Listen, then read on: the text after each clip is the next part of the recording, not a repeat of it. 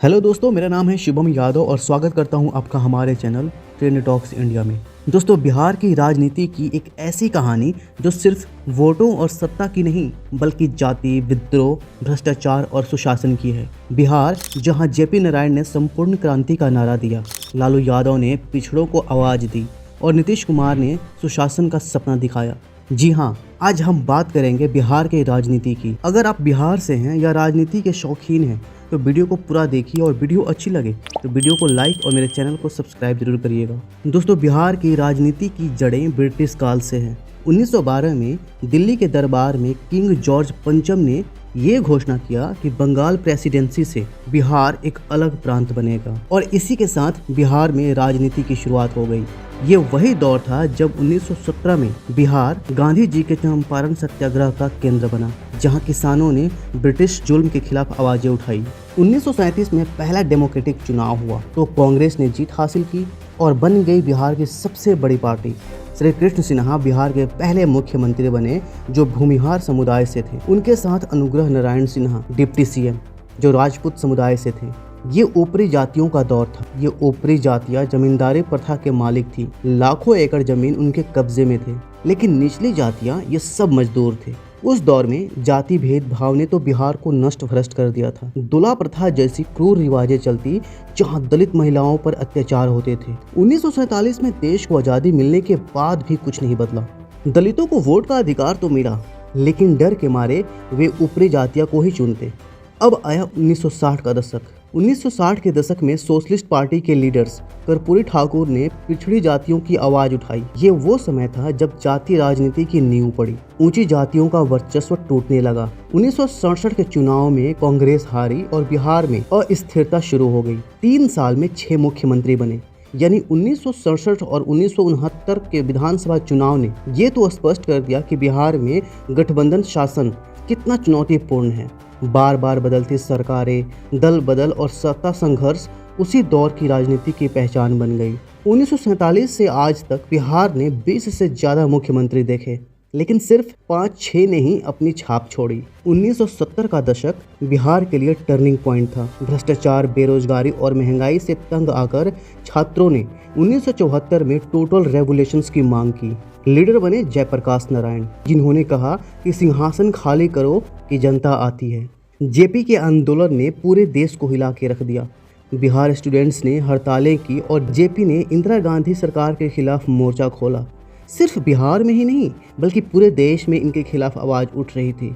इंदिरा गांधी को लगा कि ये आंदोलन उनके लिए बहुत बड़ी मुसीबत बन सकती है, तो उन्होंने 1975 में पूरे भारत में इमरजेंसी लगवा दी, जिसकी वजह से जेपी के साथ बहुत बड़े बड़े लीडर्स को जेल में डाल दिया गया। लेकिन ये विद्रोह बिहार की राजनीति का नया अध्याय लिखा।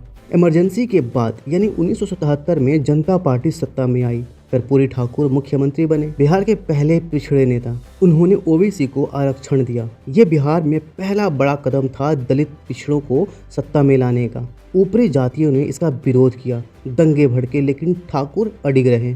उनके दौर में नक्सली आंदोलन भी मजबूत हुआ, जो दलित मजदूरों को आवाज था। 1980 से 90 का दशक बिहार की राजनीति में एक महत्वपूर्ण परिवर्तन का दौर देखा गया। इस अवधि में कांग्रेस का प्रभुत्व कमजोर हुआ, सामाजिक न्याय की लहर चली, पिछड़ी जातियों का उदय हुआ और हिंसा व नक्सलवाद ने राजनीति माहौल को प्रभावित किया। ये दौर जेपी आंदोलन के बाद की राजनीति का विस्तार था, जहां ऊपरी जातियों का वर्चस्व टूटा और अन्य पिछड़ा वर्ग की आवाज मजबूत हुई।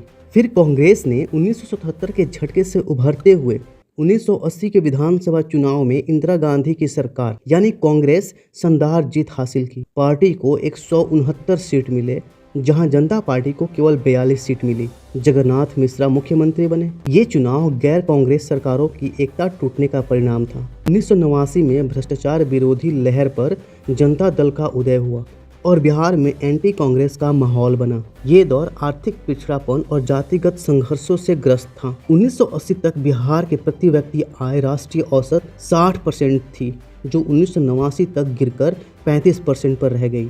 फिर आया 1990 विधानसभा चुनाव में जनता दल ने 122 सीटें जीतकर सत्ता हासिल की। कांग्रेस को केवल 71 सीटें मिली। लालू प्रसाद यादव मुख्यमंत्री बने। ये चुनाव पिछड़ी जातियों के सशक्तिकरण का प्रतीक था।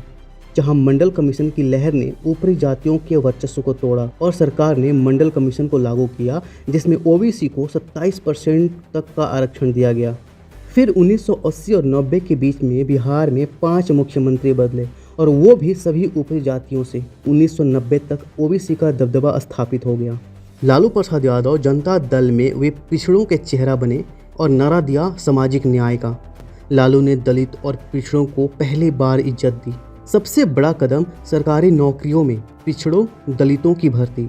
रूल्स बदले, ऊपरी जाति अफसरों को ट्रांसफ़र किया ताकि सिस्टम पिछड़ों का हो।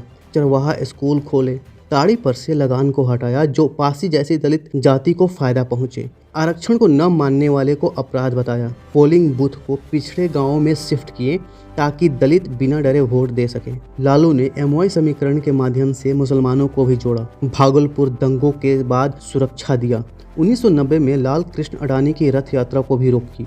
नतीजा ये हुआ कि 1995 तक विधानसभा चुनाव में ओबीसी 50% हो गए, ऊपरी जातियां सिर्फ 17% पर रह गईं। दलितों को इज्जत मिली, वे सर उठाकर चलने लगे। लालू खुद को पिछड़ों का मसीहा कहते। उनका शासन सिर्फ राजनीति नहीं बल्कि सामाजिक बदलाव का प्रतीक था। उन्होंने पिछड़े और अति पिछड़े समुदायों को जुबान दी। उन्हें पहली बार महसूस कराया कि सत्ता उनकी है। ये पहली बार था जब आम लोगों ने सत्ता के केंद्र में अपनी उपस्थिति दर्ज कराई। लेकिन इसी के साथ जंगल राज का ठप्पा लग गया। मतलब अपराध और भ्रष्टाचार आसमान छूने लगे। गुंडागर्दी, किडनैपिंग, हत्या जैसी चीजें रोज की बात हो गई। लोग डरते थे बाहर निकलने से। फिर आया चारा घोटाला, यानी 1996 में ये बड़ा स्कैम पकड़ा गया। लालू पर आरोप लगा कि उन्होंने पशुओं के चारे के नाम पर सरकारी पैसे की लूट मचाई। कोर्ट ने उन्हें जेल में भेज दिया। लेकिन राजनीतिक में रुझान मुश्किल था तो लालू ने अपनी बीबी राबड़ी देवी को आगे किया। राबड़ी देवी 1997 से 2005 तक सीएम रही। लालू पीछे से उनका सपोर्ट करते थे, लेकिन राज्य चलाना राबड़ी के लिए आसान नहीं था। वही जंगल राज जारी रहा। कुल मिलाकर ये दौर बिहार के लिए सामाजिक न्याय का गोल्डन पीरियड था। लेकिन विकास वो तो सपने में भी न था। बेरोजगारी 40 से ऊपर पहुंच गई थी। लोग काम की तलाश में भटकते रहते थे। सड़कें टूटी फूटी, बिजली पानी का बुरा हाल, स्कूल हॉस्पिटल सब नाम के। लोग कहते थे कि सामाजिक न्याय तो मिला लेकिन रोजगार के लिए कुछ नहीं मिला। 2005 में जनता थक गई। इसी बेचैनी ने एक नए नायक के लिए जमीन तैयार की। ये नायक थे नीतीश कुमार, जो कभी लालू यादव के साथी थे लेकिन अब सुशासन का नारा लेकर खड़े थे। साल 2005 में नीतीश कुमार के नेतृत्व में जेडीयू और बीजेपी गठबंधन सत्ता में आया और यहाँ से शुरू हुआ सुशासन यानी गुड गवर्नेंस का दौर। उन्होंने स्पष्ट कर दिया कि अब राजनीति सिर्फ पहचान की नहीं बल्कि परिणाम की होगी। सड़कों का जाल बिछा दिया, बिजली की स्थिति सुधारी गई, लेकिन उनका सबसे बड़ा दाव था सामाजिक इंजीनियरिंग। उन्होंने अति पिछड़ा वर्ग और महादलित वर्ग को अलग से पहचान दिलाई और उन्हें योजनाओं का लाभ देकर अपना नया वोट बैंक तैयार किया। महिला सशक्तिकरण उनकी राजनीति का केंद्र बना। पंचायतों में 50% आरक्षण और स्कूल जाने वाली छात्राओं को साइकिल योजना से उन्होंने महिलाओं को एक मजबूत वोट बैंक में बदल दिया। लेकिन नीतीश की राजनीति का दूसरा नाम है गठबंधन की अनिश्चितता। 2013 में एनडीए से अलग होना, फिर 2015 में लालू नीतीश महागठबंधन का साथ आना और फिर 2017 में वापस एनडीए में जाना। ये सिलसिला चलता रहा। उन्हें पलटू राम भी कहा जाने लगा। लेकिन इतनी अस्थिरता होने के बाद भी बिहार में नीतीश कुमार अपनी सत्ता बनाए रखे। इसी बीच युवा नेता तेजस्वी यादव ने सामाजिक न्याय की विरासत को नौकरी और रोजगार के मुद्दे से जोड़कर एक नई पिच तैयार की। वे पुराने जंगल राज की छवि को युवा चेहरा और विकास के वादे से बदलना चाहते हैं। बिहार के सामने चुनौतियाँ आज भी बड़ी हैं। सबसे बड़ी चुनौती है पलायन। बेहतर रोजगार और शिक्षा के लिए हर साल लाखों लोग राज्य छोड़ते हैं। उद्योग का अभाव, शिक्षा की गुणवत्ता और स्वास्थ्य सेवा जैसे मुद्दे आज भी सबसे बड़े चुनावी वादे बने हुए हैं। दोस्तों, आपको क्या लगता है कि बिहार की राजनीति में अगली बड़ी चीज़ क्या होगी? हमारे कमेंट सेक्शन में ज़रूर बताइए। अगर आपको वीडियो पसंद आया तो वीडियो को लाइक करें और अपने दोस्तों के साथ शेयर करें और हमारे चैनल को सब्सक्राइब करना ना भूलें।